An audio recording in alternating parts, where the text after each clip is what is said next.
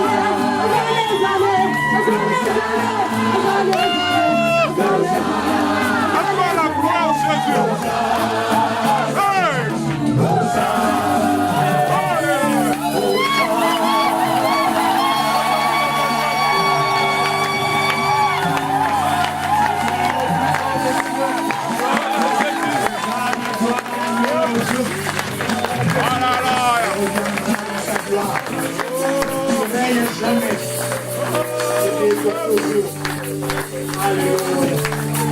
Honneur, louange et gloire à celui qui est assis sur le trône. Il règne à jamais. Il est pour toujours. Nous t'adorons, Seigneur. Emmanuel, Dieu parmi nous. Alléluia. Merci. Merci, Père. Pour ton amour infini, nous le voyons chaque jour. Ta fidélité, nous l'avons vécu. Nous avons touché, palpé de nos mains ce que tu nous as promis, Seigneur. Tu n'es pas un homme pour mentir. Tu n'es pas un fils d'homme pour te répondre. Ce que tu dis s'accomplit. Alléluia. C'est pourquoi nous te célébrons. C'est pourquoi nous dansons pour toi. Tu es notre roi, tu es notre Dieu, tu es notre maître. Ce que nous sommes, c'est grâce à toi, c'est par toi. Tu nous as tirés de la boue, tu nous as lavés, tu nous as oint, tu nous as fait asseoir. Et il y a une nuée de joie sur nous. Tu fais déborder nos coupes, Jésus. Alléluia. Merci pour cette grâce. Merci pour cette faveur, Seigneur. On ne l'avait pas mérité. Mais c'est par ton amour. Tu as fait de nous des enfants de la promesse. Des héritiers du royaume. Oh! Quel privilège! Quel privilège, Seigneur! Que de te louer, que de te servir, que d'entrer dans ta présence, que d'entrer dans ta sainte présence. Sois glorifié, Seigneur. Sois béni, Yahweh. Merci pour ta présence, Seigneur. Merci pour lui que tu réponds encore sur cette assemblée. Merci, merci, merci, Père. Merci pour cette porte ouverte que personne ne pourra fermer. Quand tu ouvres, qui peut fermer? Personne ne peut fermer. Merci Jésus. Sanctifie ces moments, sanctifie ta parole. Parle à nos cœurs, édifie-nous, corrige-nous, restaure-nous, Seigneur. Nous avons besoin de toi, nous nous attendons à toi. Nous ne sommes pas venus regarder un homme, mais nous sommes venus pour te rencontrer, Seigneur. Parle-nous. Au nom de ton Fils Jésus. Amen. Amen. Alors au Seigneur, nous pouvons reprendre nos places. Un grand merci à la chorale. Mais ce matin, le Seigneur t'appelle, mon frère, ma soeur, à grandir avec lui. Amen. Ce matin, le Seigneur, ce midi, t'appelle à progresser avec lui. Il veut que tu puisses arriver à la maturité. Il y a des choses que nous n'avons pas. Ce n'est pas que nous ne soyons pas des enfants légitimes, non. Simplement parce que nous n'avons pas encore atteint un degré de maturité, c'est-à-dire la responsabilité. Lorsque nous atteignons ce degré-là de la maturité, en ce moment-là, oui, il y a cette prise de responsabilité. Oui, nous produisons des fruits. Dans Matthieu 17, 14 à 17, écoutez ce que la Bible nous dit. Lorsqu'ils furent arrivés près de la foule, un homme vint se jeter à genoux devant Jésus et dit « Seigneur, aie pitié de mon fils qui est épileptique et qui souffre cruellement. Il tombe souvent dans le feu ou dans l'eau. Je l'ai amené à tes disciples et ils n'ont pas pu le guérir. » « Génération incrédule et perverse, répondit Jésus, jusque à quand serai-je avec vous? Jusque à quand devrais-je vous supporter? Amenez-le-moi ici. Jusque à quand je devrais encore vous prendre en charge? Jusque à quand vous allez vous comporter en enfant? À quel moment vous allez atteindre ce degré de maturité? À quel moment? Ce coup de gueule de Jésus-Christ montre ou traduit une sorte de lassitude. Un peu comme pour dire, pendant 3 ans, j'ai marché avec vous. Pendant 3 ans, je vous ai enseigné. Pendant 3 ans, vous avez vu les signes, des miracles.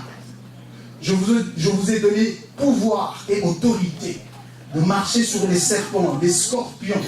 Je vous ai donné toutes ces choses. Vous avez la qualification.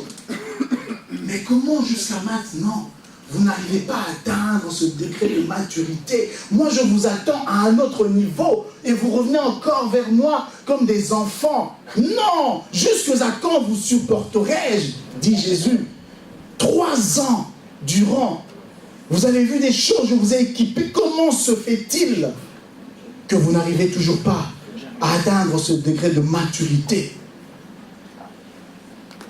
Pour ceux qui ont des enfants, vous savez que à l'ONE, Kindergezin aussi, du côté flamand, on nous remet un carnet.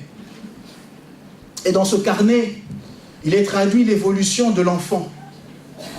On vous dit, à tel âge, à tel mois, l'enfant est censé se développer physiquement de telle manière. Sur le plan comportemental, sur le plan des attitudes, sur le plan alimentaire, voici, il faut faire des vaccins à partir de telle période jusqu'à telle période. On nous décrit comment l'enfant est censé grandir. Si au bout de 3 ans, 5 ans, l'enfant présente toujours les mêmes caractéristiques qu'un bébé de 1 mois, il y a un problème, frères et sœurs. Il y a un sérieux problème, il faut aller voir des spécialistes. Qu'est-ce qui ne va pas? Pourquoi mon enfant ne parle pas? Pourquoi mon enfant n'arrive pas à mâcher? Il a des dents, mais il n'arrive pas. Il y a un problème, frères et sœurs. Ça fait des années que vous êtes dans le Seigneur, mais vous êtes stagnant. Il y a un problème, frères et sœurs. Vous venez dimanche après dimanche, semaine après semaine, mois après mois, année après année.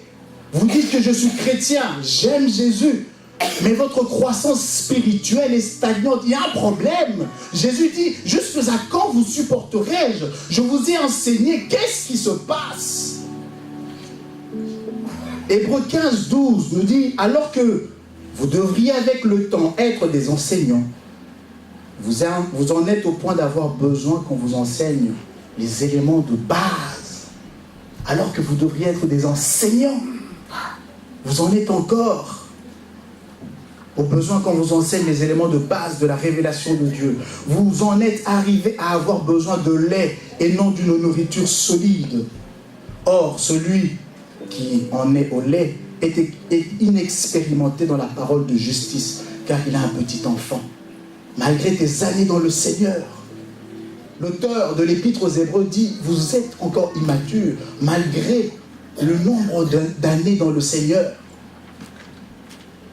10 ans dans le Seigneur, vous ne savez même pas exhorter avec un verset biblique. Il y a un problème, frère, sœur. Il y a un problème.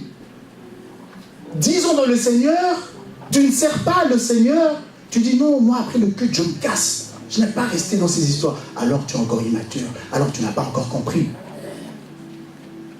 C'est normal que tu reviennes à chaque fois téléphoner le pasteur, année après année, toujours avec le même problème, la même situation. Il est temps, frère, sœur, que tu grandisses. Il est temps, frère, sœur, que tu grandisses, que nous grandissions. Dieu nous attend à un autre niveau. Il nous attend à un autre niveau.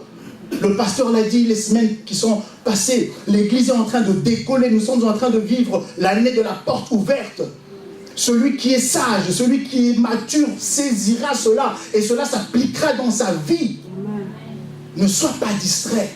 Ne viens pas en spectateur. Nous ne faisons pas un spectacle ici. Alléluia. Malgré des années dans le Seigneur, malgré le fait de fréquenter un pasteur ou même le pape, ne fait pas de toi un mature. Ce n'est pas parce que je suis l'ami du pasteur, je mange avec l'ancien Didier, ou je rends visite au pape, peu importe, cela ne fait pas de toi un chrétien mature. Ce n'est pas ce que la Bible nous enseigne. Dieu il nous attend à un autre niveau. Nous allons voir c'est quoi être un homme ou une femme mature. Écoutez ce que l'apôtre Paul dit dans 1 Corinthiens 3. Pour ma part, frères et sœurs, je n'ai pas pu vous parler comme à des personnes dirigés par l'Esprit. Je lis dans la version second 21. Mais comme à des personnes dirigées par leur propre nature, comme à des petits enfants en Christ, je vous ai donné du lait, non de la nourriture solide, car vous ne pouviez pas la supporter.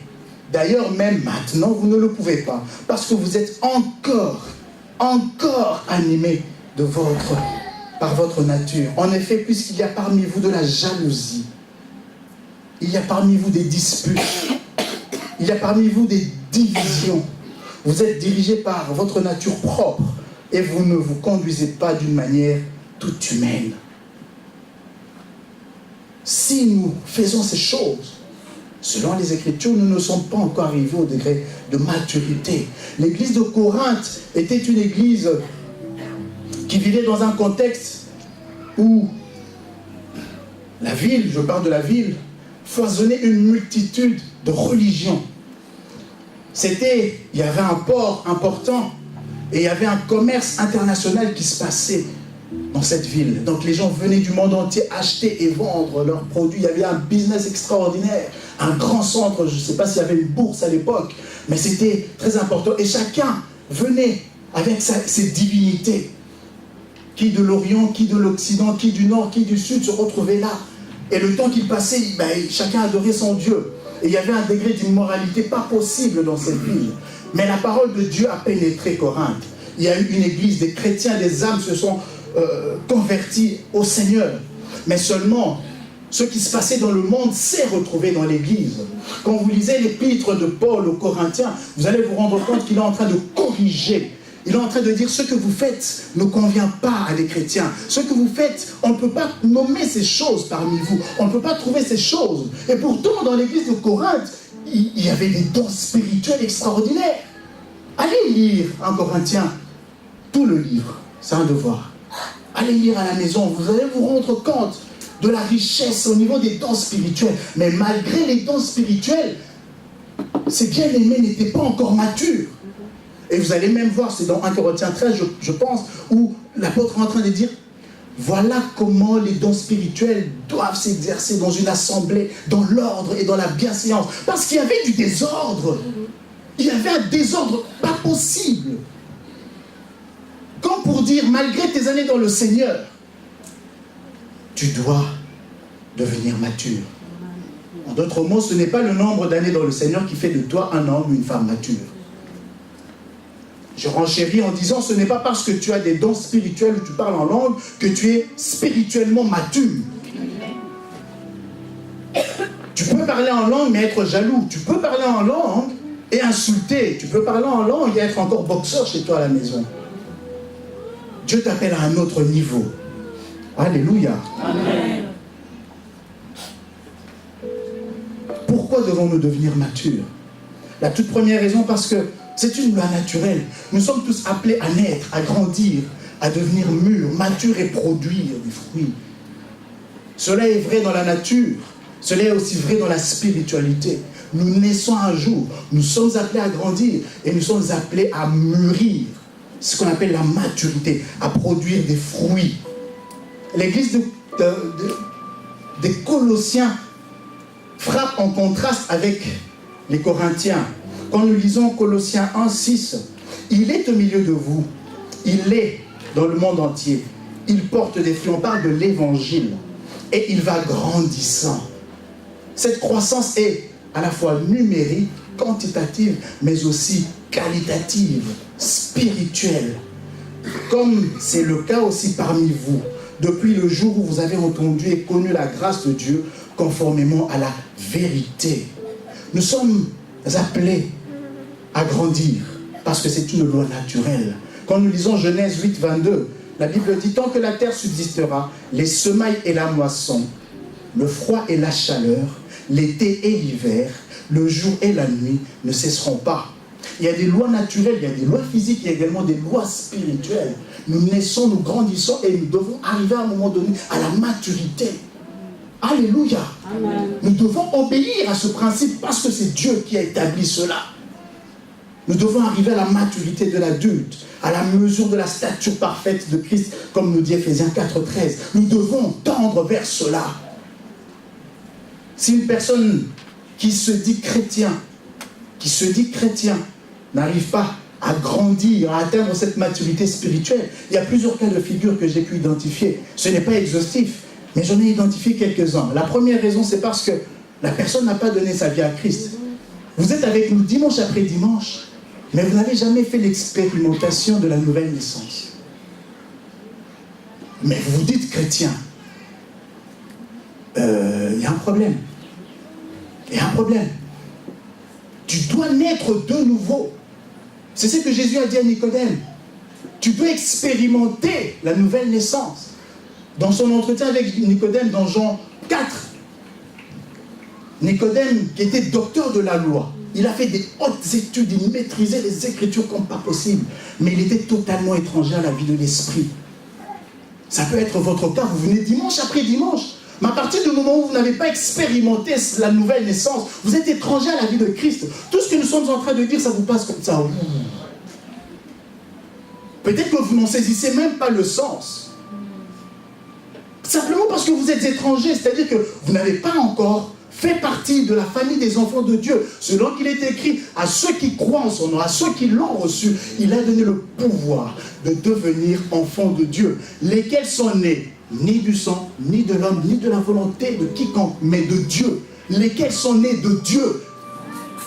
Tant que vous n'avez pas renoncé à votre ancienne vie, vous n'avez pas pleuré sur vos péchés, vous n'avez pas pris la décision de dire « Jésus, j'abandonne mon ancienne vie. Je l'ai conduit seul, comme je le voulais, comme je le sentais. Maintenant, je veux que tu sois le maître. Je veux que tu guides mes pas. » Tant que tu n'as pas encore fait cela, tant que tu n'as pas dit « Jésus, sois le maître dans mon cœur, sois le maître de ma vie. » Tant que tu n'es pas encore né de nouveau, frère, sœur, tu es étranger à la vie de l'esprit. Et il te sera impossible d'atteindre la maturité spirituelle.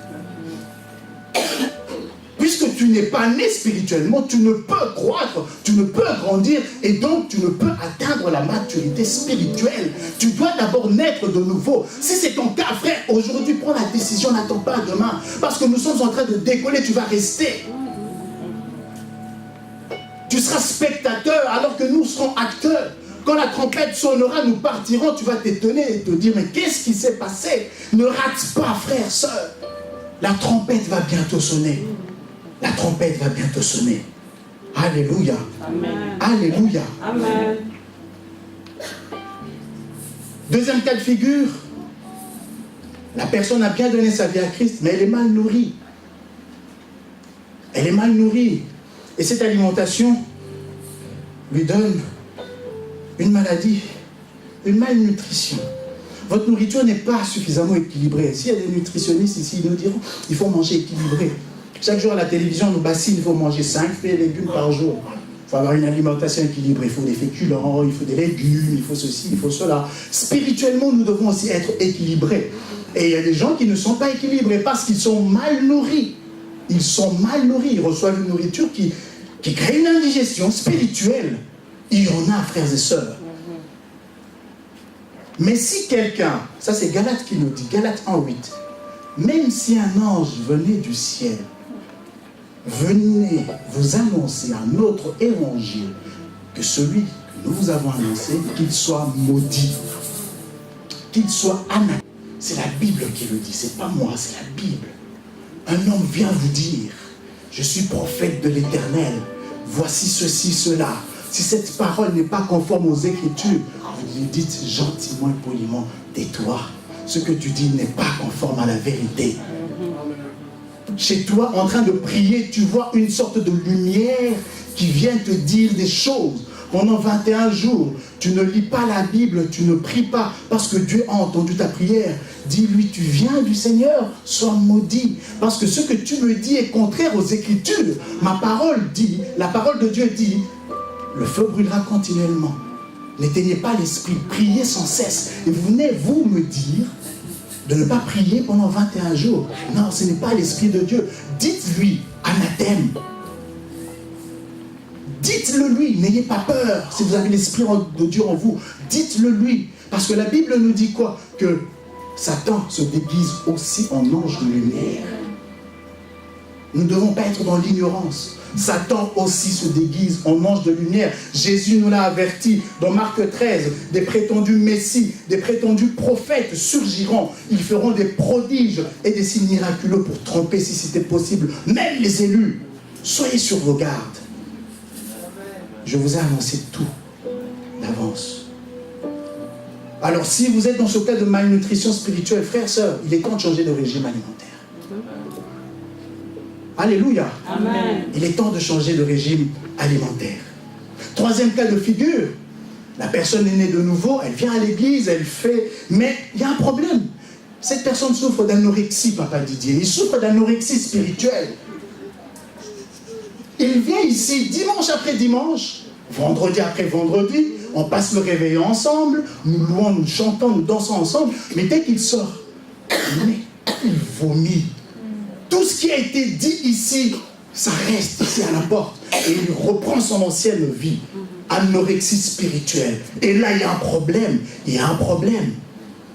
Et le Seigneur Jésus nous explique cela dans le livre de Matthieu 13.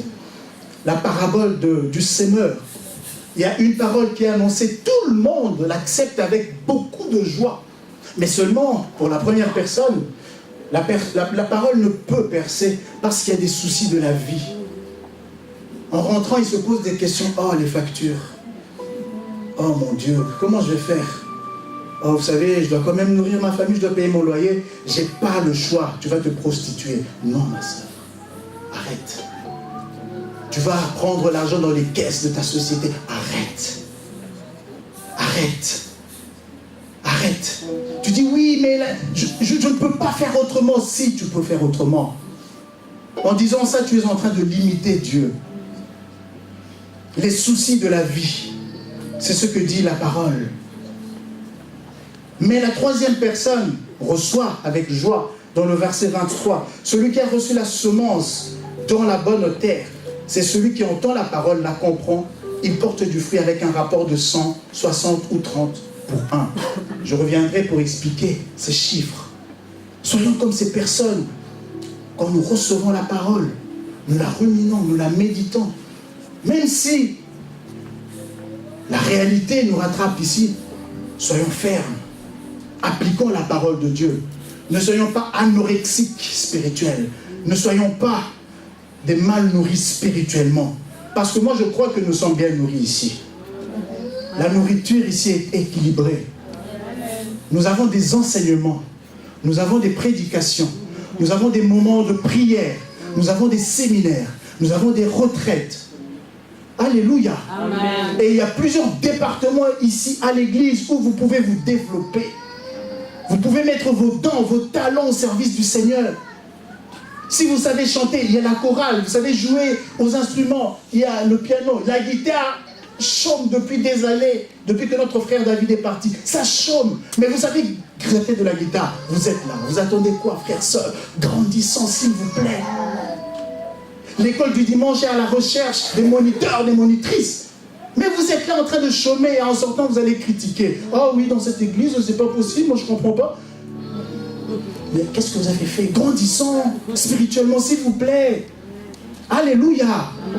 Le service d'accueil a besoin de renfort. Nous sommes en train d'aller occuper ce grand bâtiment. C'est grand, 1000 mètres carrés. Il faut de la main-d'œuvre. La technique a besoin. Nous n'avons que Papa Albert, heureusement, gloire au Seigneur, qui filme. Mais il faut 2, 3, 4 caméras.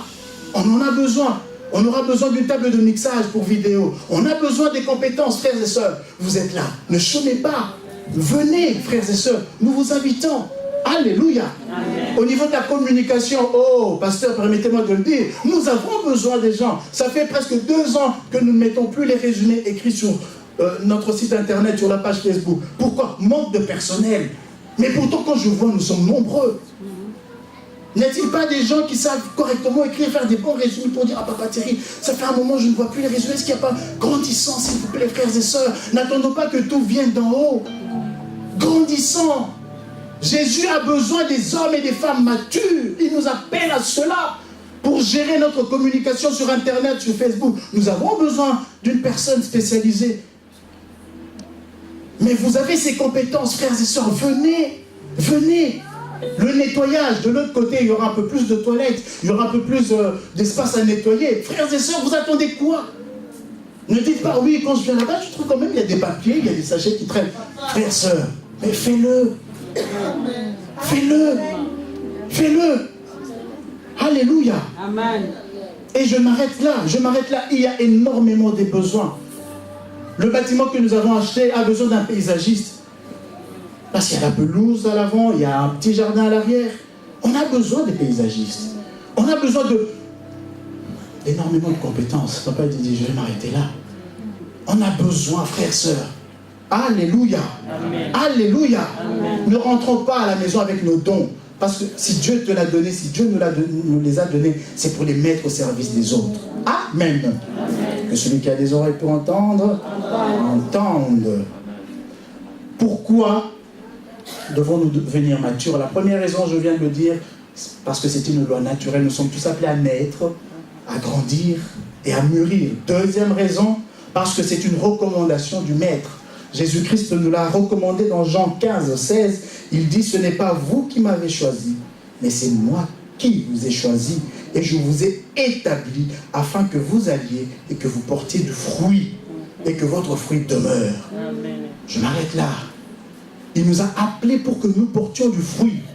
Si tu te dis chrétien, cela veut dire que tu as du fruit. Et nous voulons voir ces fruits. C'est un ordre, pas du pasteur Hugues, pas de papa Thierry. Je lis les Écritures, c'est Jésus qui nous l'a recommandé. Il nous a attirés, il nous a appelés pour porter du fruit. Alors portons du fruit. Obéissons. Obéissons. Sinon, il risque de nous maudire. Comme il a maudit ce figuier dans Marc 11, 12. Jésus a eu faim. Il s'est présenté. Il a dit, je vois un arbre. Comme j'ai faim, je sais qu'il y aura des fruits. Il s'approche. Il n'a pas trouvé des fruits. Il a maudit. Il a dit que personne ne mange de ton fruit. Plus personne. Dans d'autres versions, le lendemain, l'arbre a séché. Dieu t'a donné des choses, mais tu chômes. Pourquoi? Pourquoi? Un jour, il risque de te le dire. Puisque je t'ai donné des choses que tu n'arrives pas à exploiter, je le donnerai à quelqu'un d'autre. Et toi, tu vas sécher. Tu ne comprends pas pourquoi ton travail n'arrive pas à avancer. Ton mariage bat de l'aile. Tes enfants, c'est pas possible. Tu ne sais pas, tu ne comprends pas. Et pourtant, il t'a donné des choses. Il attend que tu agisses. Il attend que tu te mettes à l'action. Il attend que tu grandisses. Quand tu ne veux pas grandir, ok, il va te traiter comme un immature. Il va te traiter comme un enfant. C'est ce qui est arrivé à ce figuier-là. Alléluia. Amen. Nous n'avons pas le choix parce que c'est une recommandation du Maître. Il l'a dit lui-même. Je vous ai appelé afin que vous portiez du fruit. Nous n'avons donc pas de choix. Il n'aurait pas fallu écouter ce message. Mais tu l'as entendu. Troisième raison, parce que nous sommes appelés à être féconds. Alors là, je vais revenir avec les chiffres. Genèse 1 nous dit, Dieu dit, reproduisez-vous, multipliez, remplissez la terre. Il s'agit d'une multiplication numérique, démographique, parce qu'il dit qu'il faut remplir physiquement la terre, on doit la peupler, on doit la transformer par le travail, ainsi de suite. Mais aussi spirituellement, nous devons produire. Alléluia. Amen. Multipliez et remplissez la terre. Matthieu 13, que nous venons de lire tout à l'heure, le verset 23, on nous parle de ce rapport. Est-ce qu'on peut remettre ça, s'il vous plaît? Matthieu 13, 23. Ce rapport, celui qui a reçu la semence dans la bonne terre, c'est celui qui entend la parole et la comprend. Il porte du fruit. Et un grain, il en donne combien? Vous lisez comme moi? 100, 60 et 30. 3 chiffres. 100, 60 et 30. On va prendre le plus petit. Cela voudrait dire quoi? Qu'un chrétien qui produit des fruits, je prends le minimum, 30 autres. Cela veut dire que vous annoncez la parole, vous annoncez l'évangile à 30 personnes sur 3 ans. On va dire 3 ans, je ne vais pas vous dire sur une année. Sur 3 ans, vous annoncez la parole à 30 personnes. Cela voudrait dire qu'en moyenne, une personne par mois, vous lui dites que Jésus vous aime. Une personne par mois, une seule. Au bout de 3 ans, vous en aurez plus ou moins 30. Ok? Si les 30 autres font pareil, vous en aurez 900. Si les 900 autres font pareil, il y en aura 27 000. Si les 27 000 en font pareil, il y en aura 810 000. Alléluia. Amen. 1, in fine, 810 000. Je me suis arrêté à 4 niveaux, mais vous pouvez continuer. 4 niveaux, cela voudrait dire quoi? Environ quoi? 12 ans? Sur 12 ans, 810 000 personnes. Je n'ai pris que le minimum. Dans le deuxième, le rapport c'est de 1 à 12 960 000. Le troisième niveau, le plus élevé, 1 pour 100 millions. Vous comprenez que nous n'exploitons pas suffisamment les dons, les talents que Dieu nous a donnés. Une personne par mois, une seule par mois. Sur 30 jours, vous n'en prenez qu'un pour parler de Jésus à une personne. Vous êtes en train de produire du fruit. Parce que vous, votre travail, c'est quoi? C'est juste annoncer. Dieu va faire le travail. Après, une autre personne viendra arroser. Est-ce que nous le faisons, frères et sœurs? Et pourtant, c'est ce que Dieu nous a demandé de faire. C'est ce que Jésus nous a demandé de faire. Il veut que nous produisions. Il ne veut pas des hommes et des femmes stériles, des hommes et des femmes chômeurs dans sa maison. Non, il n'y a pas de chômeurs dans la maison de Dieu. Je suis chrétien, mais je viens dimanche, je rentre chez moi. Alors là, vous n'avez rien compris. Vous êtes encore enfant, spirituellement. Vous avez encore besoin qu'on vous donne du lait. 5 ans, vous êtes avec nous, mais vous tenez ce langage. Alors là, excusez-moi de le dire, mais il y a un problème. Nous sommes appelés à grandir, nous sommes appelés à croître. La quatrième chose, c'est parce que la promesse est touchée, elle est vécue pleinement par des hommes et des femmes matures. On ne peut pas donner un héritage à un mineur, à une personne qui n'est pas encore mature, qui n'a pas encore saisi certaines réalités. Tant que nous n'arriverons pas à ce degré de maturité, il y a des promesses qui vont stagner, qui vont attendre, frères et sœurs. Nous devons grandir. Nous devons grandir. Alléluia. Alléluia. Donc je récapitule. Pourquoi devons-nous devenir matures? La première, parce que c'est une loi naturelle. Nous sommes appelés à naître, à grandir et à produire des fruits. La deuxième raison, c'est parce que c'est une recommandation du Maître. Lui-même nous l'a demandé.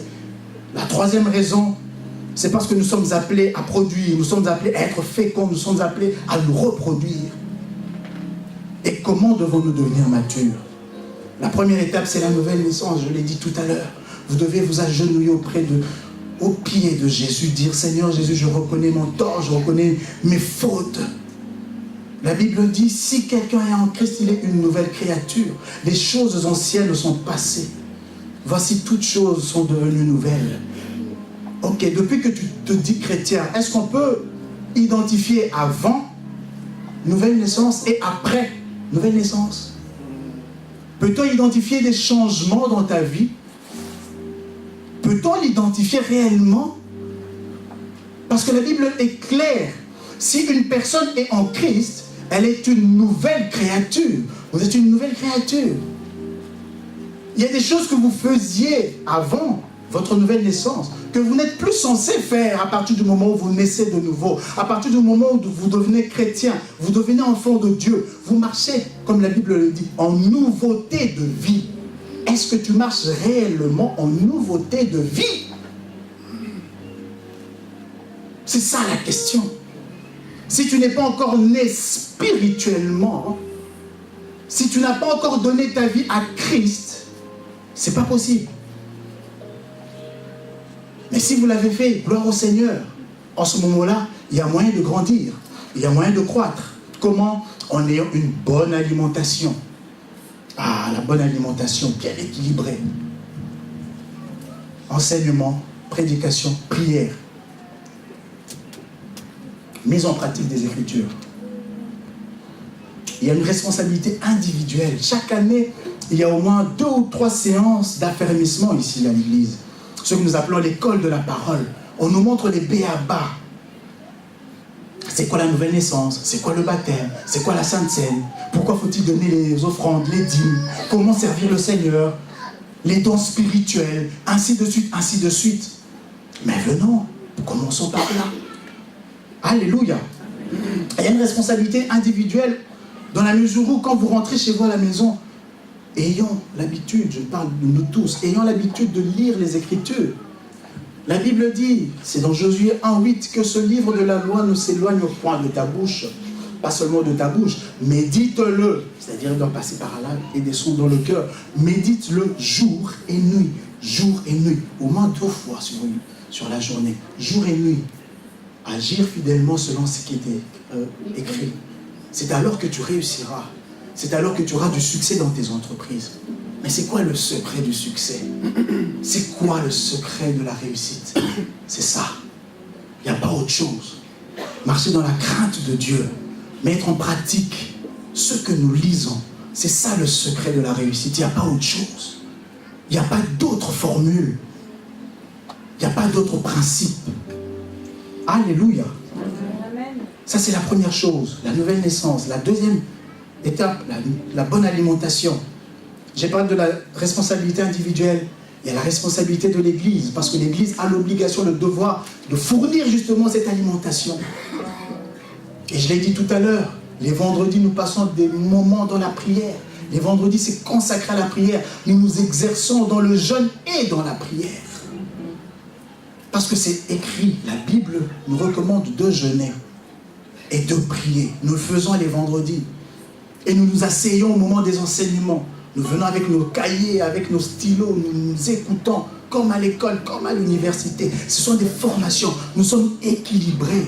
Que le Seigneur nous aide à demeurer, à rester équilibrés. Parce que la croissance doit être équilibrée. S'il y a trop de prières et qu'il n'y a pas d'enseignement, il y a un problème, il y a un déséquilibre. Et s'il n'y a que des enseignements et qu'il n'y a pas la vie de l'esprit, il y a aussi là un sérieux problème. Il y a un équilibre. Alléluia. Que le Seigneur nous aide à continuer ce travail. Parce que l'Église a un rôle sociétal aussi. Nous avons un rôle dans cette société. Nous devons le faire. La troisième chose, comment devenir mature? La première chose, c'était la nouvelle naissance. La deuxième, avoir une très bonne alimentation, être équilibré. Ne pas seulement se contenter de la parole ici, mais quand nous rentrons chez nous à la maison, prions. Seuls, lisons les Écritures, mettons en pratique. Et la troisième chose, c'est expérimenter. Expérimenter sa foi. Avoir confiance en Dieu, ça c'est la toute première chose, avoir confiance en Dieu. Pour ceux qui étaient là vendredi, Papa Didier a longtemps parlé sur cela.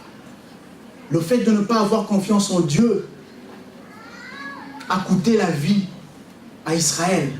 Ils n'ont pas eu confiance en Dieu. Ça veut dire que tu traites Dieu d'irresponsable.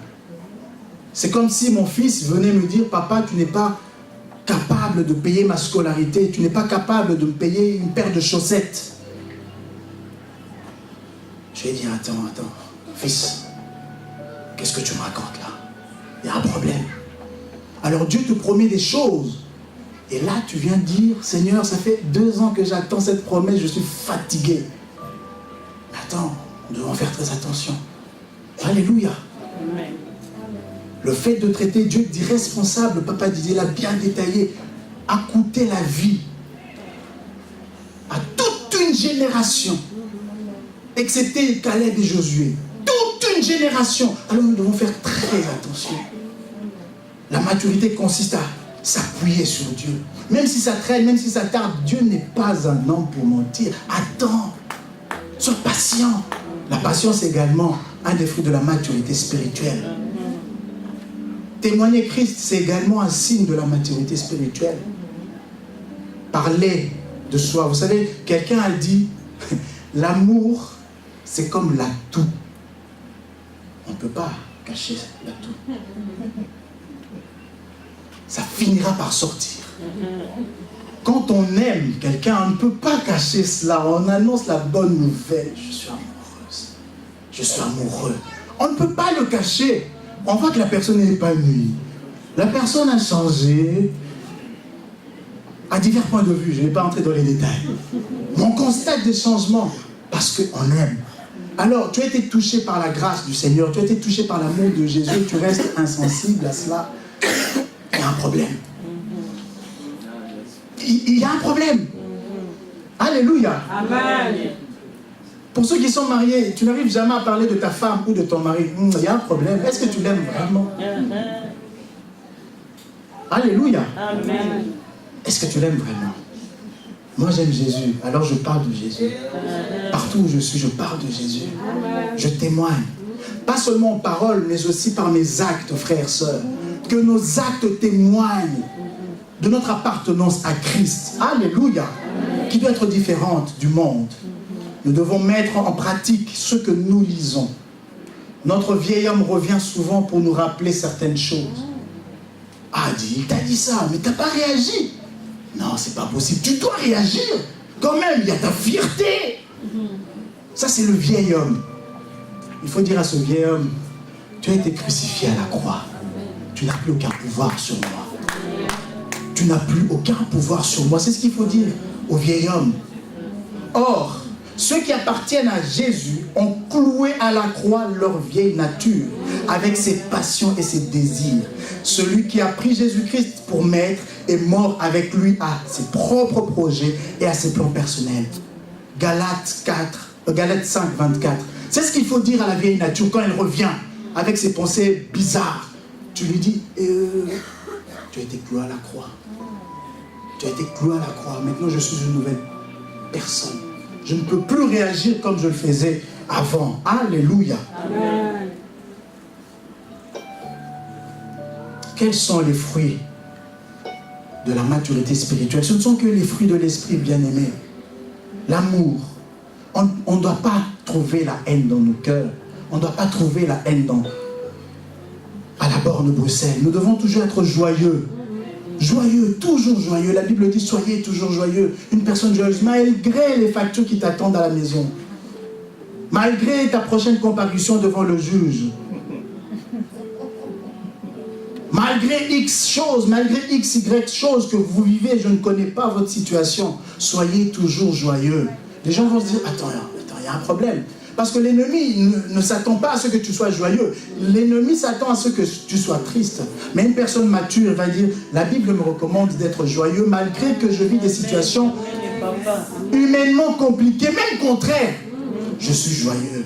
Et là, l'ennemi est déboussolé. Alléluia. La patience, nous devons être patients. Nous devons être bons. Évitons la méchanceté, les orgueils, les critiques. Dis, tu as écouté dimanche, papa Thierry. Oh non. Les choses qu'il a dit, non, c'est pas possible. Dimanche, le pasteur, le pasteur, les choses qu'il a dit, non, c'est pas possible. Non, que ces choses ne soient pas parmi nous. Amen. Tu veux dire quelque chose au pasteur?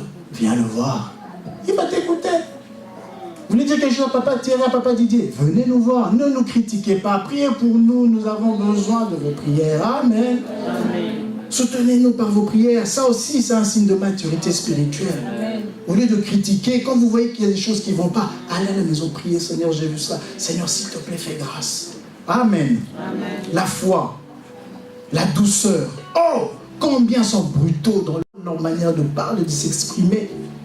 Dès que tu ouvres ta bouche, c'est de la brutalité. Les autres ressentent une brutalité dans leur cœur. Il y a un problème, frères, sœurs. La maturité spirituelle nous demande de la douceur, de la maîtrise de soi et de la gestion des situations très complexes avec sagesse. Vous comprenez qu'avec toutes ces choses, oui, effectivement, il faut du temps. On ne devient pas mature en un mois ou en une année. C'est un processus qui prend du temps. Et nous devons rester constants dans ce processus-là. Alléluia. Il y a les fruits qui seront là. Il y a les dons spirituels qui seront là. Il y a la sagesse qui sera là. Mais restons confiants au Seigneur. Parce que le Seigneur nous emmène à une autre dimension.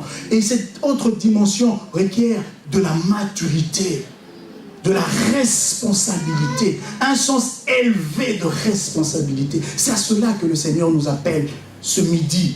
Pour conclure, nous devons retenir que nous sommes tous appelés à grandir, à atteindre la maturité spirituelle, parce que c'est une loi naturelle, une loi spirituelle, parce que c'est une recommandation de notre Seigneur Jésus-Christ, et parce que nous sommes appelés à être féconds, à nous reproduire.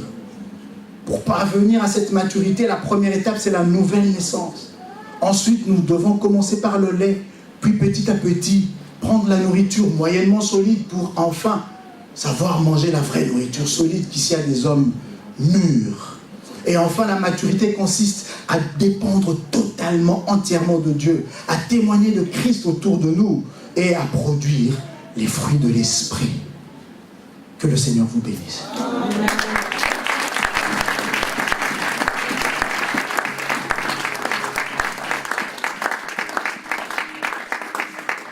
Alléluia. On ne pourrait pas mieux clôturer notre dernier culte en ce lieu sans parler de la maturité. Nous sommes entrés comme des bébés une dizaine de personnes. Et le Seigneur nous a conduits aujourd'hui, nous sommes plus d'une centaine.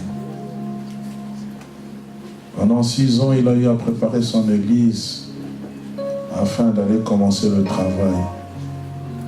Mais Dieu va aller commencer avec des personnes matures. Il y a ce cantique qui me monte encore, à cœur plutôt, encore plus près de toi. Toujours plus près de toi. C'est dans sa présence qu'on devient mature. Avant que l'homme de Dieu ne puisse prêcher, le Seigneur me disait, est-ce que tu réalises qu'aujourd'hui c'est la dernière prière que vous allez faire monter en ce lieu? Il y a un autre lieu dans lequel je vous attends. Dis à mon peuple de prier. Parce que la prière enfante toujours quelque chose. Tu vas te tenir debout. Je vais d'abord prier pour toi. Pour que tu deviennes mature. La maturité, ce n'est pas le nombre d'années. La maturité, ce n'est pas le fait de lire la Bible de la Genèse à l'Apocalypse. La maturité, c'est de laisser le caractère de Christ se développer en nous. S'enraciner en nous. Oh, je bénis Dieu. C'est de laisser Christ croître en nous. Que le vieil homme puisse mourir et que Christ seul soit vu. Oh, Jésus. Encore plus près de toi. Toujours.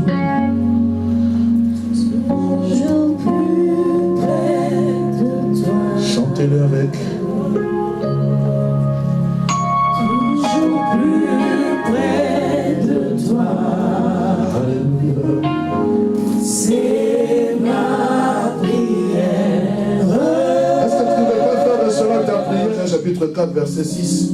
Car Dieu qui a dit, la lumière brillera du sein des ténèbres, a fait briller la lumière dans nos cœurs pour faire resplendir la connaissance de la gloire de Dieu sur la face de Christ. Nous portons ce trésor dans des vases de terre afin que cette grande puissance soit attribuée à nous, à Dieu et non pas à nous. J'aimerais te dire que tu portes Christ avec toi.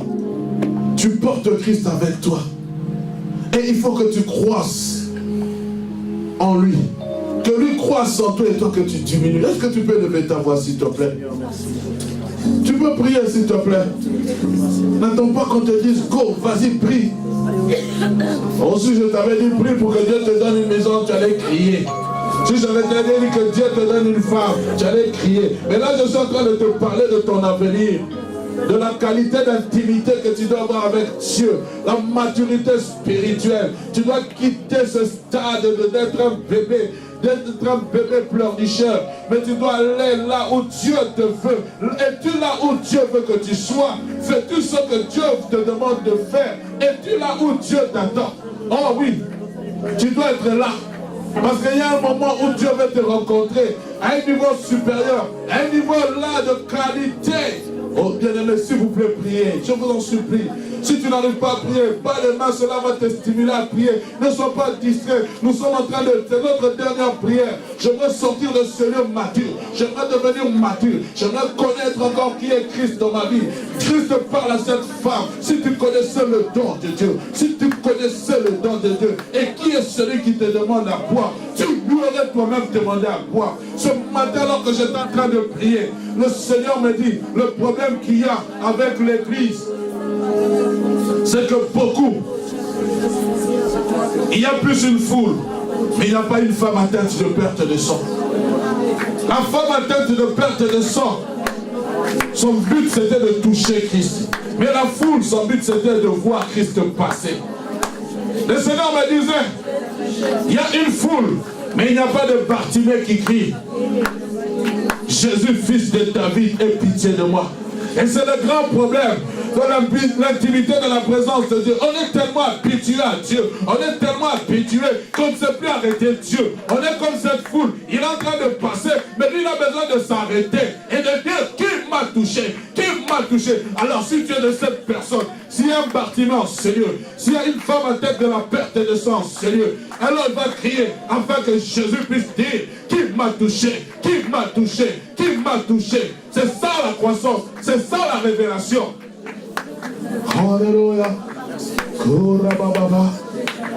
Encore plus près de toi, toujours plus près de toi, toujours plus près de toi. Oh, alléluia, tel est mon désir, Père. Je veux rester plus près de toi. Notre maturité aussi se démontre par la façon dont nous prions. Je suis en train de dire à quelqu'un, si tu es mature, tu ne dois pas attendre qu'on te stimule la prière. Ta maturité se demande dans ta façon de prier, la façon dont tu reçois le message, la façon dont tu es en train de demander que ce message. On a parlé des anorexiques spirituels, des gens qui écoutent la parole et qui la rejettent après. Oh non, je ne veux pas être de cette catégorie. Oh, c'est ma prière.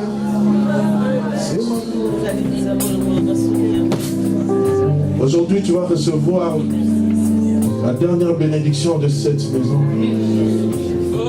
La Bible déclare que la fin d'une chose vaut mieux que son commencement. Nous avons eu à signer le contrat le 15 mars 2011. Aujourd'hui, nous sommes le 22 octobre 2017. Le Seigneur m'a dit, en ce lieu, il y a eu beaucoup de choses qui se sont passées. Mais la gloire de la première maison sera inférieure à la gloire de la seconde maison. Je suis en train de prier au nom de Jésus. Oh.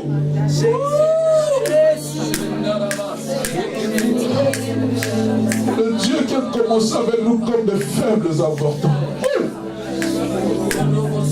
Celui qui a rendu ce lieu, qui a rempli ce lieu de son peuple. Et c'est ce même Dieu qui t'amènera dans des nouvelles dimensions. C'est ce Dieu qui va te faire monter sur des sommets escarpés. C'est ce Dieu qui élèvera ton nom parce que tu t'es accroché à lui. C'est ce Dieu qui va ôter ta honte, ma soeur. Je suis en train de parler à ceux qui sont en train de rechercher la gloire de Dieu dans leur vie. C'est ce Dieu qui va essuyer tes larmes. Parce qu'en ce lieu, tu as prié, tu as pleuré, mais là-bas, tu pousseras des cris de joie. Oh. Là-bas, tu vas crier de joie. Comment est-ce possible?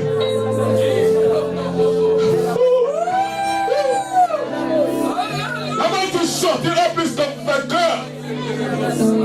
Parce que c'est là que tout va commencer. C'est là que tout va commencer. Je retiens cette phrase. C'est là que tout va commencer. C'est là que tout va commencer.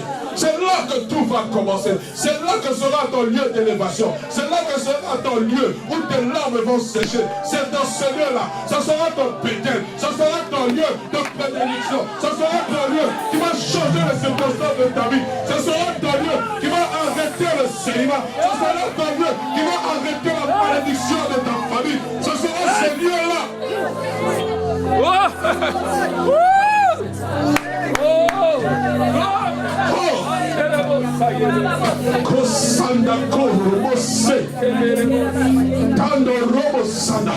Je ne peux terminer ce temps de prière. Je ne peux terminer ce temps de prière.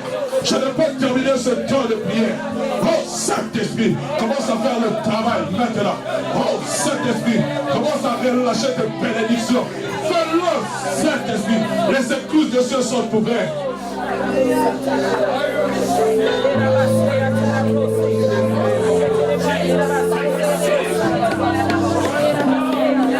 Tu reviendras avec des chants d'allégresse. Je te dis, ma soeur, tu reviendras avec des chants d'allégresse. Le médecin a dit qu'il s'était trompé, mais tu reviendras avec des chants d'allégresse. Tu reviendras avec des chants d'allégresse. Ton Dieu sera ta gloire. Ton Dieu sera ta gloire. Ton Dieu sera ta gloire. Saisis cette parole. Saisis cette parole. Je m'éclaire en ce lieu pour dire à quelqu'un, ton Dieu sera ta gloire.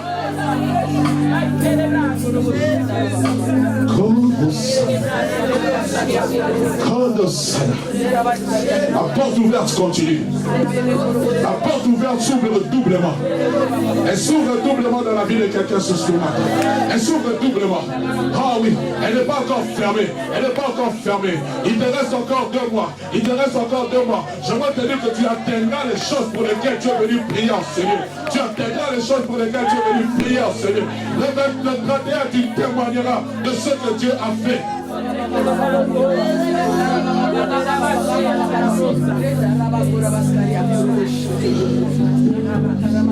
En ce jour, comme Jacob l'a fait, spirituellement, nous sommes en train de bâtir un hôtel. Nous sommes en train de bâtir un hôtel.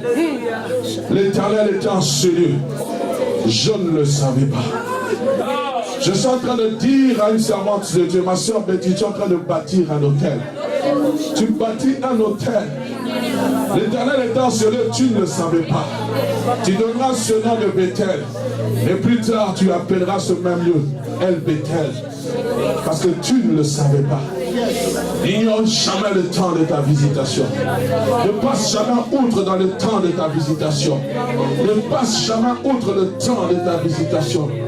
Jésus est celui qui s'est arrêté sur le chemin, mais tu n'as pas tenu compte. Et maintenant, il veut que tu puisses tenir compte de cela. Je m'adresse à toi, ma soeur Betty.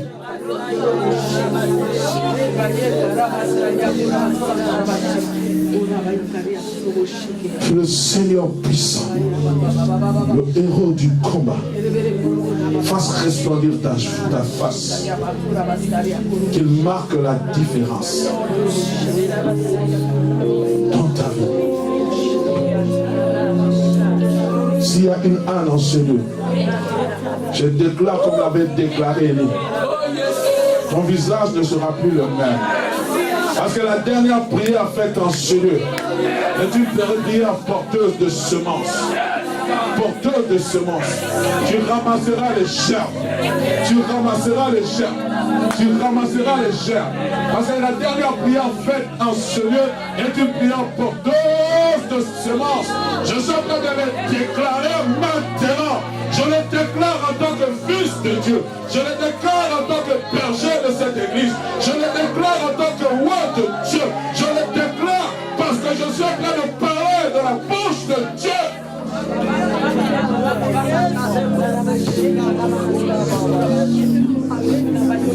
Dieu te fera sortir différemment. Dieu accomplira ce qu'il a dit dans ta vie. Les barrières de substitution sortent maintenant. Je veux me tenir à la fin. Le Seigneur m'a dit de me tenir à la fin et de saluer toute personne.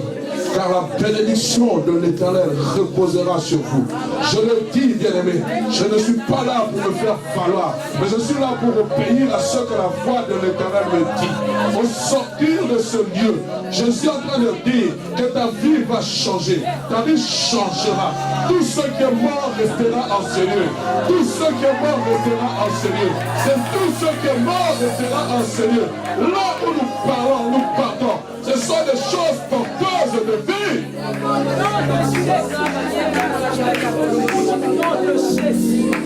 Alléluia. Alléluia. Shatamando Saba. Korabo Sani Shitabara. Kori Manda Fukoro Shiti. Alléluia. Que le Seigneur Tout-Puissant puisse vous accompagner dans vos maisons. Qu'il soit celui qui vous couvre de ses grâces, de ses joies. Allez dans la paix du Seigneur. Au nom de Jésus. Nous acclamons devant le Seigneur et nous disons la gloire.